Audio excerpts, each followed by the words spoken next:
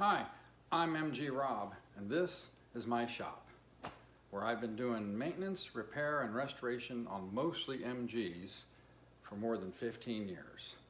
This will be my first official YouTube video, and I thought I would do a walk around just to show you what I've got in my shop right now.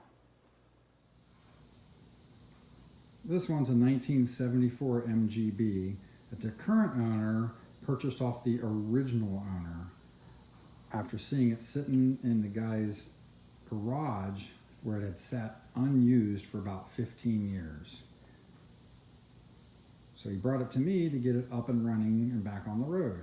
And that included going through the fuel system, going through the braking system, the cooling system, putting some new springs on the rear from where it was sagging, and some shocks because one or two of them were leaking.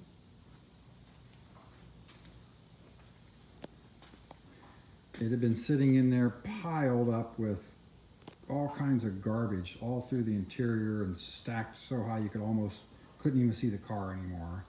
So the carpet had stains and the door panels were stained up. So we put on a full panel kit, doing carpet and seat covers.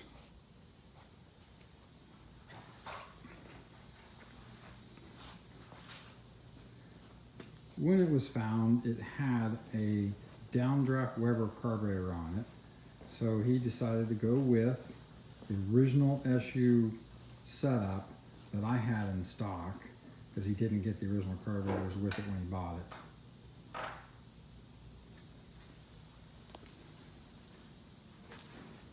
This is a 1960 MGA that a friend of mine owns and is putting together for himself, and I'm helping him along the way.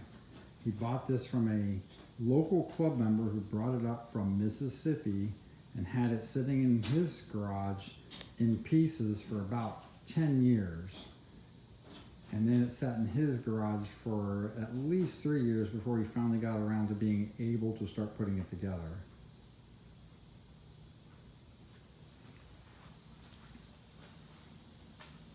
This is my 1971 MGBGT V8 project. It has an LS-1 T56 with a BMW IRS under the rear. More on that one later.